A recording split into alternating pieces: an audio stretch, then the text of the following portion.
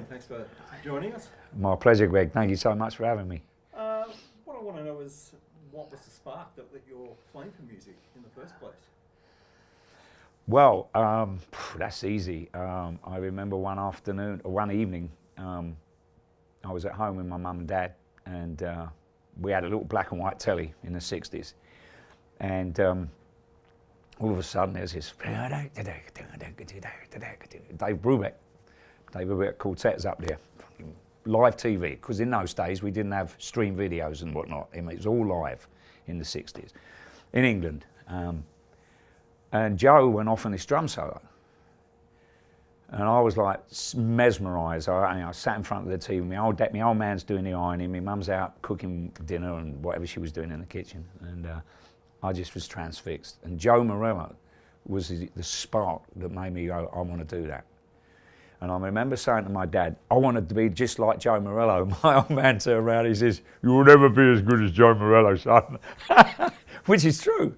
And that was it. That was the spark that fired me off on my drumming career or adventure. So once you started playing drums, who were the other drummers that you were admiring along the way? Pretty much in order was Ringo Starr, was my first hero. And sidebar to this, I met him in Florida about 6-7 weeks ago. He did a show down there with his all-star band. And I actually got to meet Ringo and tell him this story, that he was my hero. Poster on the wall that my mum had bought me. And he was just amazing. I mean, a 10 and a half, 11-year-old kid watching the Beatles on a telly. And Ringo with his sweeping on his hi-hat, and he's dancing while he's playing. He used to say, I tell you, it looked like he was standing up when he was playing. But he was my first true hero as a drummer. Although I was inspired by Joe Morello to want to be a drummer, Ringo was my first hero. And then Charlie Watts. And in this order, it was Ringo, Charlie, Keith Moon. When I saw Keith Moon, I was like, this is unheard of. Where's this guy come from? He doesn't live on Earth, he's from another world, And then, of course, a wonderful two of them we don't have with us, but it was John Bonham. So those four guys were my main inspiration as players that kind of, I guess, moulded my style of playing. Those four guys. And obviously Joe Morello. It's five guys really, but. A couple of your earliest bands were Streetwalkers and Pat Travers' band. What did you learn from your time in those bands that you took into Iron Maiden? Well, I learned a lot more discipline through with Streetwalkers. It wasn't so much a democracy. Now most bands, it's very democratic. A band is a band. You all, although I'll move on to Iron Maiden in a moment, but you all make the decisions together, and where you're going to go with the music, what gigs you want to play, and it's a band. And so Streetwalkers were a little bit different. There was Charlie Whitney and Roger Chapman came out of a band called Family. So they kind of ran the ship, and you kind of were told to toe the line. You're going to do this, you're going to do it. You didn't have an opinion, although I did. Most drummers do, because we're sitting at the back, we see a lot more going on than those guys. And also there's more, sometimes we see things as, we don't get the, credit as other guys up front do, he's just a drummer out the back, we see things a little bit in terms of business. I found out a few things that were going on with Streetwalkers. I aired my opinions and I got fired for them. So my lesson was keep your mouth shut. I learned quite a lot from those guys. Pat Travers was pretty much the same. He was a good mate. It was a band for a wee while until certain things went, and I stepped forward. And I did learn a lot about how to approach being heard. And to be a musician, especially the drummer, you've got to make things work for you. You've got to listen to what everybody else is doing. And that means as well, you've got to listen to what they say. And then air your opinions democratically. Sometimes being a little bit forthright and airy-fairy and fighty doesn't work. But I learned a lot from those two guys, those two bands. in terms of really how to behave, in terms of putting your opinions forward and being heard. It's important to be heard. Yeah. Literally, not just playing. You know. What do you remember about your first gig with Iron Maiden? My first gig. The first gig, if I remember rightly, we were at Ilford. No, was it Ipswich? I think. One of these, somewhere in there. Anyway, I remember when we started rehearsing with the tour. Steve turned around. He said, "Right, we're going to play Where Eagles Dare first off." And I went, "No, we're not."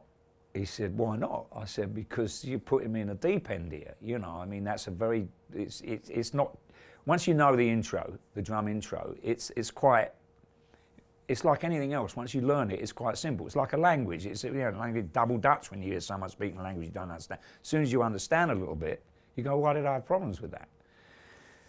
But I was going out as the new drummer, you know, taken over from Clive, which was no easy feat because Clive is a stunningly good drummer.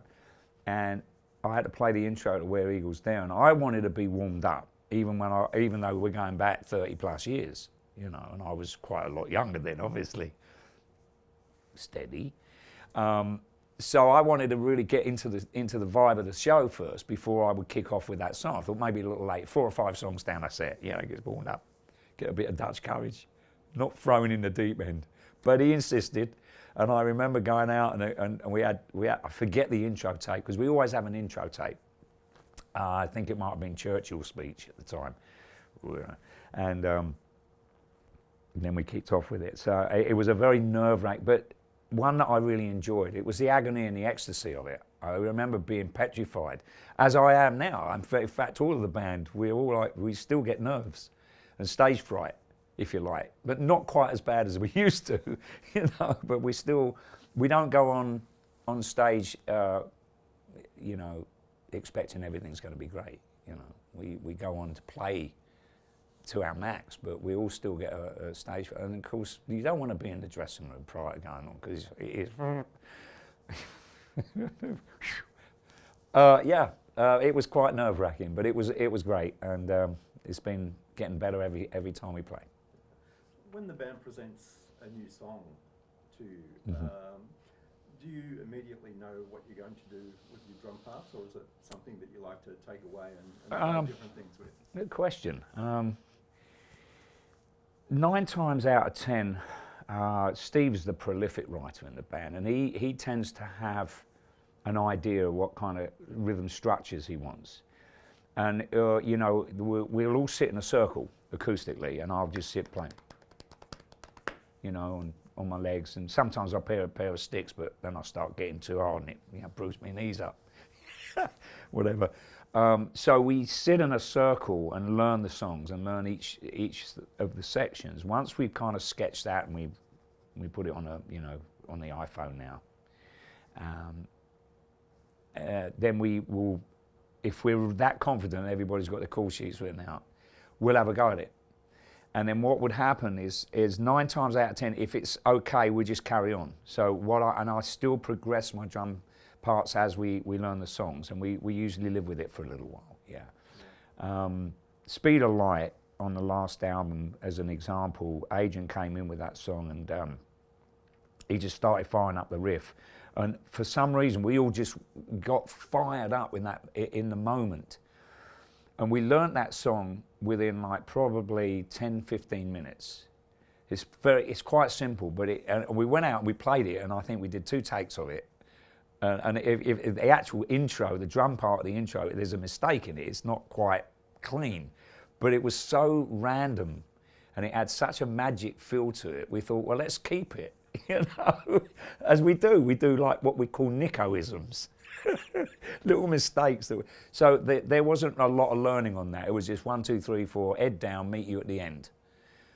But a lot of the more complicated songs where there's time changes and drops and whatnot, yeah, I kind of live with it. And you know, finally what would happen is Steve and I will play together what we're going to play without the band, and we'll work on the rhythm section side of things without anyone else, and we'll lock in together. That's very important as a drummer and a bass player to the drummer to not keep changing things up. Unless, you know, like Zeppelin in the old days, they'd play a song and they'd never play it the same twice because there was like a lot of freedom in expression. Now we don't do that except for the end of songs. The ends of songs are very rarely the same. Little things get changed, but not a lot of jamming going on. So you have to lock it in. So I do tend to live with it when I can. Which Iron Maiden song you're most proud of in regard to your drum part? That's a good question, Greg. Can I have a couple of days to think about it?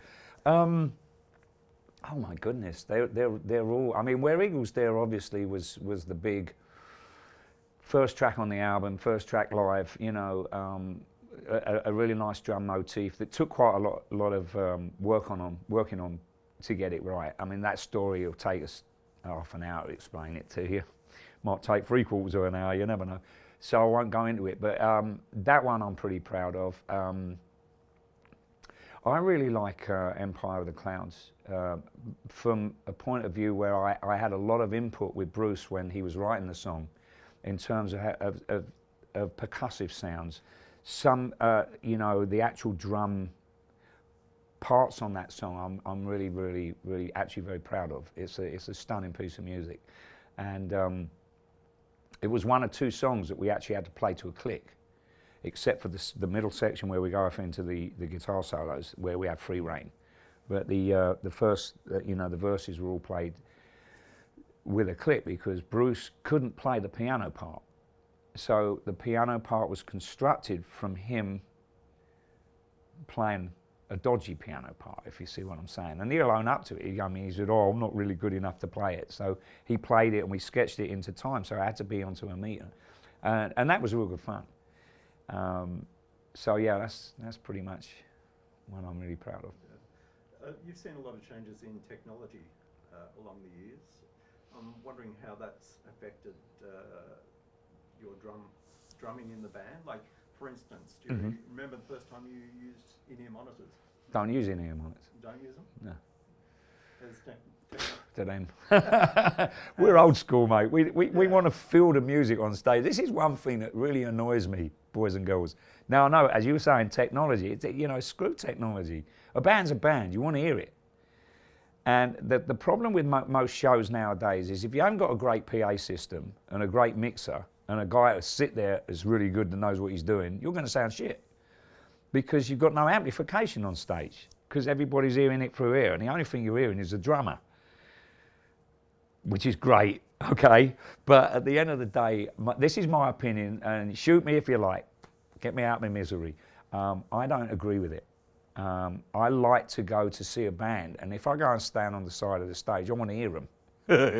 I can't do that when they're all in ears, because they're not, very rarely you've got, like Maiden, we still got like 4x12 Marshall cabinets on the back line. Now the guitar players have all are all in ears, so their levels have come down somewhat, which is great for me because I can really hear Steve now because he turns up. I do not particularly care for, so I tried them. The problem that I have as a drummer is I want to hear my drum set. Acoustic, it's an acoustic instrument. It's not supposed to be played through little speakers in your ear holes, right? You're supposed to hear it and feel it. I have an HK rig with 2 600-watt Crown amps driving it. And so I've got my own mini PA system. Now I'm in a little box at the back. Now if that goes off, I can only hear this. A bit of the room, you know. So I'm not the one to talk to about technology today. I mean, it works. And, you know, some of these bands I've seen, you know, Def Leppard especially, you know, they sound just like the record live. After time it might be, and they might be miming, who knows? Sorry, Joe. No. Yeah, it can work, I suppose, but for Iron Maiden, no. Yeah. Tell me about some of the gear companies you've formed a relationship with. Oh my goodness, yes. Over the years. Well, I've always had a great relationship with pretty much all of my companies that I endorse. I don't like using the word endorse because they're more friends. It's my arrangements I make with companies that I use is can I have yours? You know, I'll pay for this, I'll pay for that. Don't expect anything free, but that's the way it works. They go, here, have what you like. My relationship with Piety is just unbelievable, and I'm very humbled by all of the families that I'm a part of. None more so than Sonor. You know, I had 17, 18 years with them prior to the Link family selling Sonor onto Honor in 92 or whenever it was they sold it, but I left in 92. And I went with Premier. I had 22 great years with them. Unfortunately, business just didn't work out for it, and I went back to Sonor, and I went literally with my hat in my hand to Carl Heinz Manzo, and I said, Carl, you know, can I come back? And he was like, we need to sit and talk. And so I'm back with Sonor, and it's as though I'd never left. But I value the relationships with these companies as, for one, I believe it and I pay for it prior. I mean, my first Sonor drum set I ever bought when I was 16, well, my first drum kit I ever purchased was a Sonor. The first drum kit I got from Sonor in 1976, I purchased. All my cymbals from Piety I purchased back in the same time, 76. Sound 7 sets, beautiful, 602s, kept cracking them, as you would, because they're not really a very heavy cymbal. I was using Shaw sticks for years. Shaw just disappeared, and I went and Vic Firth was a very, very dear friend of mine prior to me going to use his brand of stick. And I had a wonderful relationship with DW, with John Good and Garrison and all the guys over there. It was a decision that was kind of nice to be in a position as a professional player to be able to pick and choose who you'd like to use. DW were on the top of the list next to Sonor, and if I had an issue with Sonor, I would have gone to John and said, look, you know, can you build me a drum set for the next tour? I use their pedals. They've always taken great care of me. Beautiful product. But my endorsement deals are more friends, and it's very important to me. And I've been, you know, as I said, I'm very humbled by the way they've looked after me, all these companies. You know, and Remo, I left Remo 5 times over my career and went with different, you know, Premier had the Rob Morgenstein head, Ludwig Silver Dots, which were fantastic drum heads. And then Sonor had their own drum heads, and you know, I left them and went back, left and went back, left, went back. And Mr. Belly was the last time I went, but the last time I approached them again to go back, I said, I'll never leave. Can I have me deal back? They said, yeah, sure, come on. And it's a wonderful relationship I have with all these guys. You know. Yeah. If somebody was building a drum kit for you, what's the number one element that they have to get right? It was definitely the type of wood used. I was never, you know, when I used the beechwood from Sonor, that was such a heavy, dense wood. I loved it. And then already going to Premier, they didn't offer that. So I went with the maple. The craftsmanship behind the bearing edge of the shell is very important. And the main thing for me is the hardware. I was spoilt with Horselink, the signature line with Sonor. That was stunning. There's nothing being produced today that comes close to it, in my opinion. Even the stuff that Sonor have got now, you know, with their hardware. But it's the craftsmanship behind the manufacture of the shell and what holds it all together.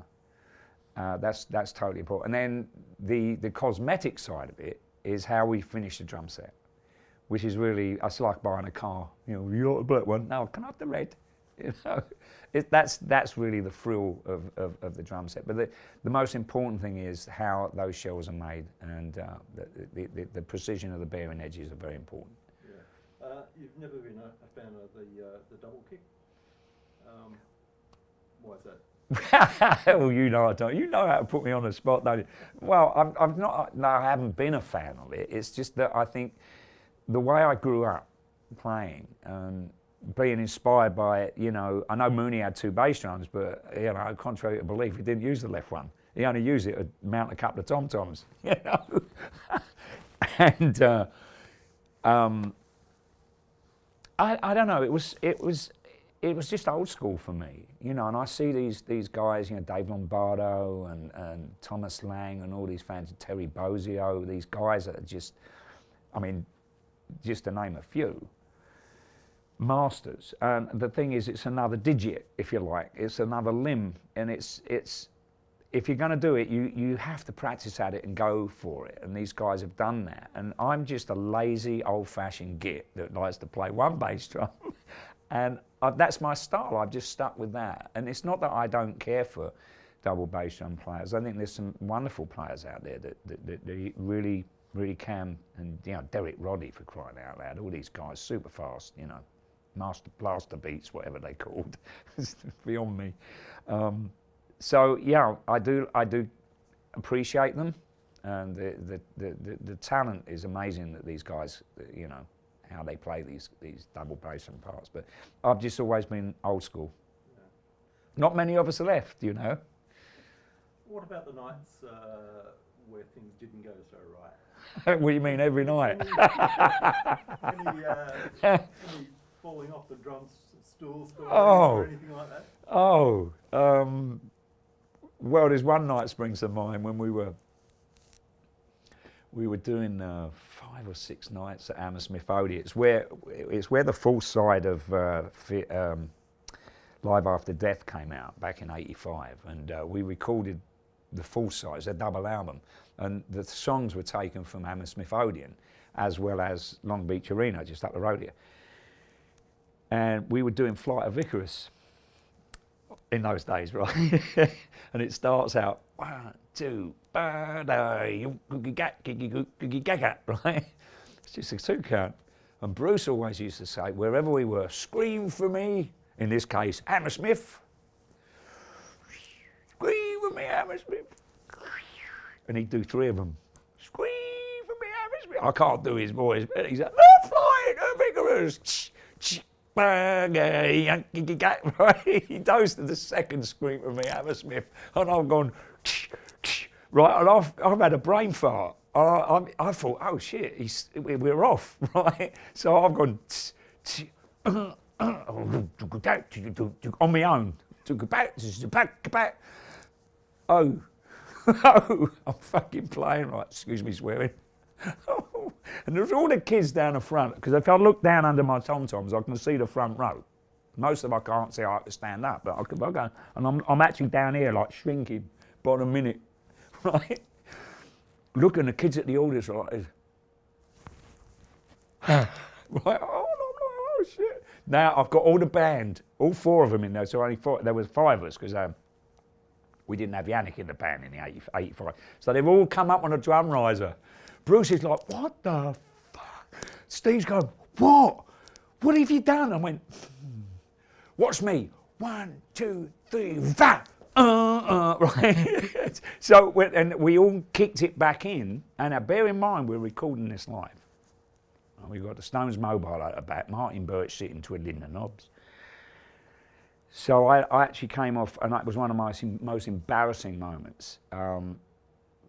The second most embarrassing moment was down near your part of the world in New Zealand, back in '91.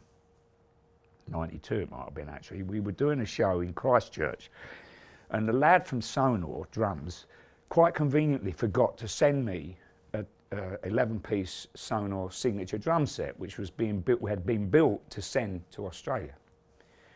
You know, this soppy twat forgot. So I get to the show, I actually get to the hotel, my drum tech calls me up and he says, Nick, we got a bit of an issue. I said, what's that? He said, they've sent me a Force 3000 drum set. I went, Force 3000? That's one of the cheaper ones, isn't it? He says, yeah. And not only that, they've only sent a 22-inch bass drum, a 10, 12, 13 tom, and a 16 floor. Now, I use a 24 bass drum and an 18 floor. The rest of it, you know, not too shabby. I can get away with it. Cut a long story even longer, right? He tuned it up. I said, how's it sound? He says, all right. I said, well, we're stuck with it. We just got to get on and make the most of it. So we at the show, get to Hallowed, be our name. And at the very end of Hallowed, it kind of breaks down and there's just this, the guitar, Davey does it, it's like a little trill.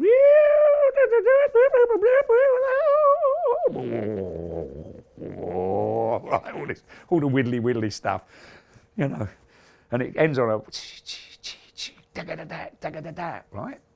But while he's doing all these widdlies, I stand on the floor tom. It's always been a thing. I don't do it anymore because of this reason. So I stood up on the floor tom, and the tom didn't like it very much.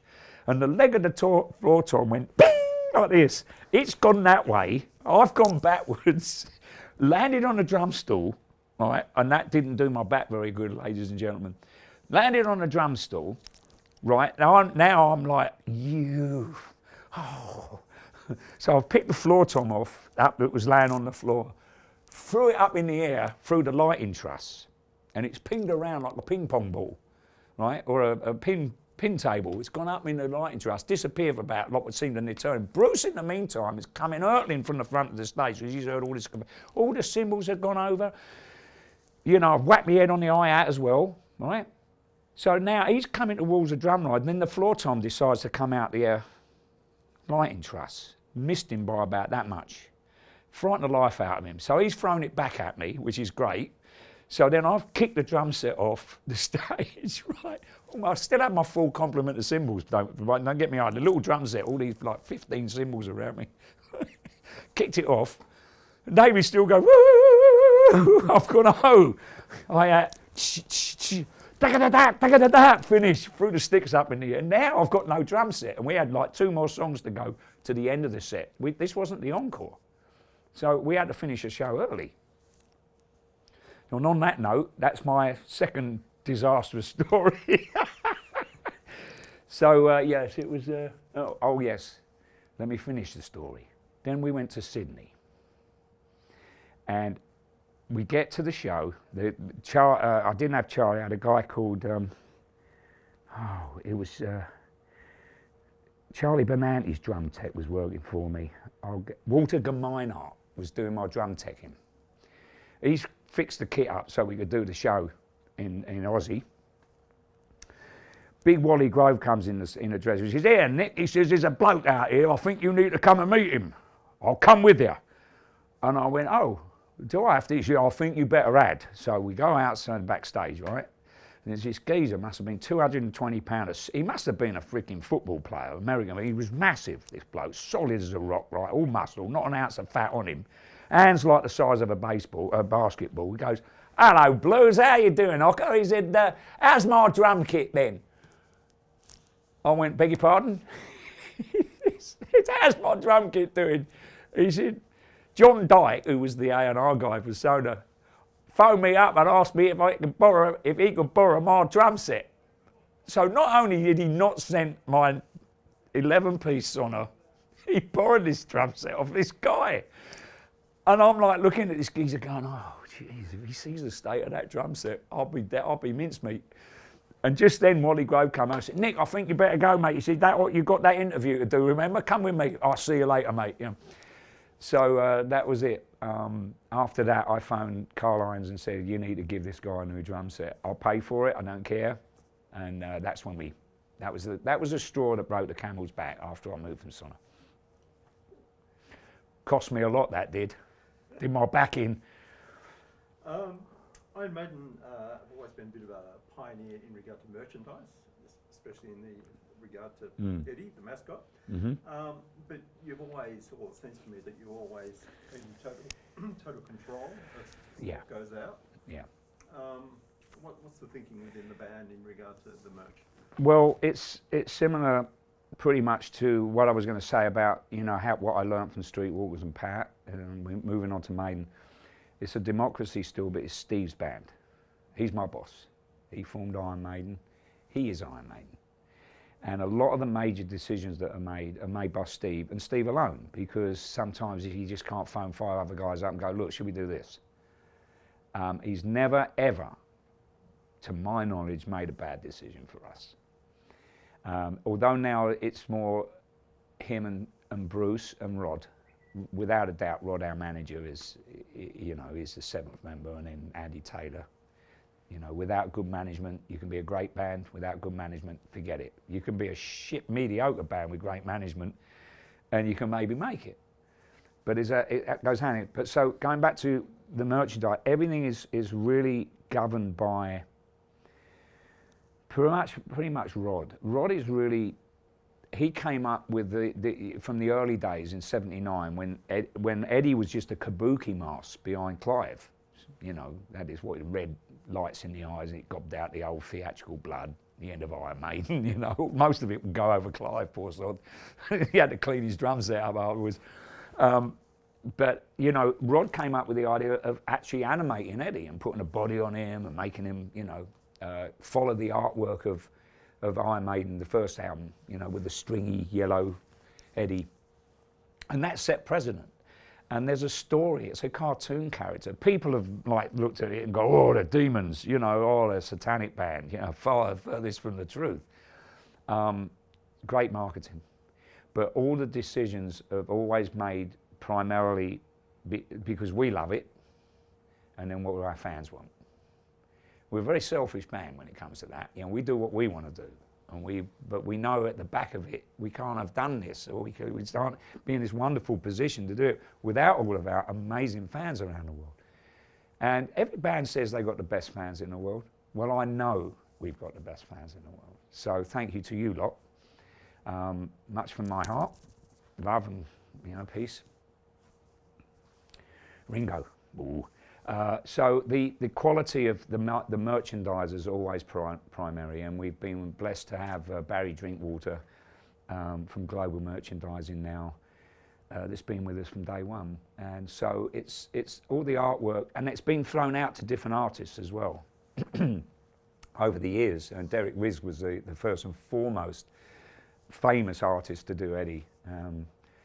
But yeah, it's really controlled by Rod and Steve and Bruce more so than the rest of us. We put ideas in the pot, but you know, 9 times out of 10 we'll turn up like for the next Legacy of the Beast tour.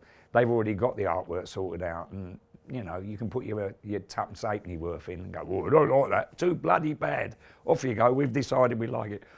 So your democracy falls apart straight away, right? So yeah, the control is pretty much Rod and Steve and Bruce when it comes to that.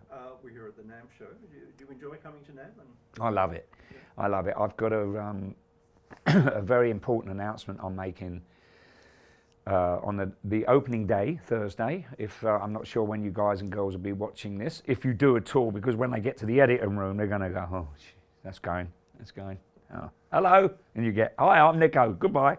Anyway, I got a big announcement I'm making at the Sonar stand tomorrow, 2 minutes to 4. And if you think about it, it will be 2 minutes to midnight in England. Very, very good news coming. So, but beside that, it gives me a chance to actually come and see all the guys in my families, my various families, and get to see what everybody else is at. And I love that because I instill in my heart, after 50 odd years of playing the drums, hang on a minute, it's more than 50. Oh no! I still like the little boy that I was when I first went to the Berry's music shop in Haringey in North London, and saw 2 or 3 drum sets set out. And you know, I remember there was an Ajax drum kit, a Broadway drum set, and a Premier in this drum shop. But it actually was a music shop. It just had a drum section, and I still get that vibe when I look at something new. And you know, I'm very much critical. I like critique something. Oh, that ain't gonna work. You know. In an age where people buy a lot of stuff online, how important was that drum shop? Oh, without a doubt. I still, you know, like it's great looking at online and going, if you know, say for instance, you go, right, I want to go and buy a super classic Ludwig.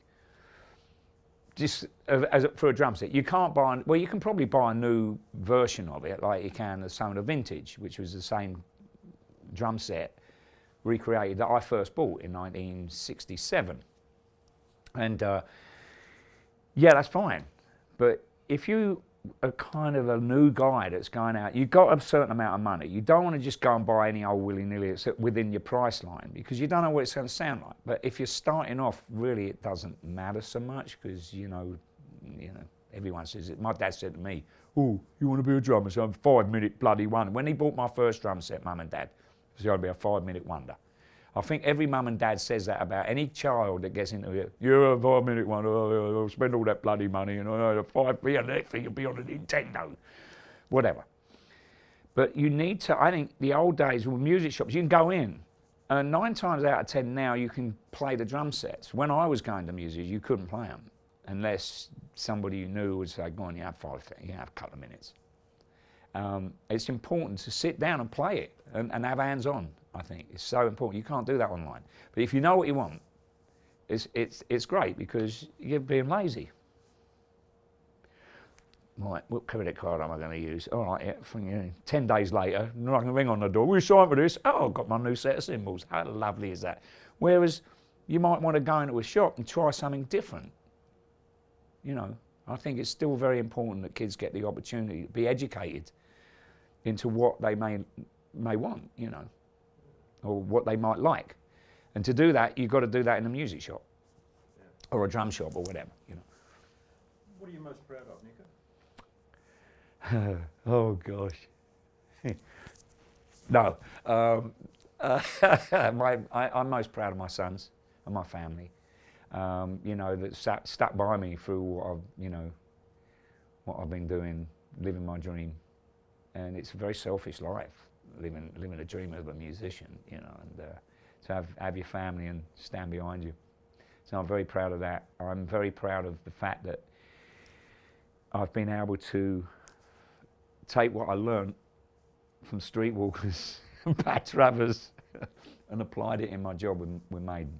There was a time when I first joined the band where we all had the same. I've got to say this: these guys are all the same as they were when I met them. Bruce, with the fact that Bruce has changed. Bruce has been through an awful lot in his life. He's combated the nasty C word, cancer, behave. In the early days he was very, very out front, very egotistical, and he became a different person as he got older and he met Paddy, his wife. I love everyone to death in this. I'll take a bullet for him. But the thing was, when I first joined the band, the principle behind the band was, we're a band of guys that play music because we love to play music the way we do together. It's not about ego. And unfortunately, or fortunately, I started to get a little bit, I bawled out my drum tech in front of everybody, and I went to this girl in this, do you know what a do not disturb sign is? It means you don't fucking knock on the door or come in, and I was becoming arrogant and above my station, and I got a public warning. And there's a way in this band, you get 2 strikes, the 3rd one you're out. Actually, I'm using the American analogy, which 2 yellow cards, okay, for soccer for you lot over here. 3rd strike, you're out. And it's very, very same today. But I was pulled aside and told in no uncertain terms, if you don't shape up, the band don't want to work with you. So I was blessed because I had great management. And we were sitting talking about that. So you asked me what I'm most proud of. I think I'm most proud of the fact that I listened and I sat back and I got myself sorted out, and the fact that I'm playing with 5 of the most incredible musicians in the world. That's what I'm most proud about. Nicko, thanks for your time. Greg, God bless you, man. Thank you. Brilliant. Good stuff.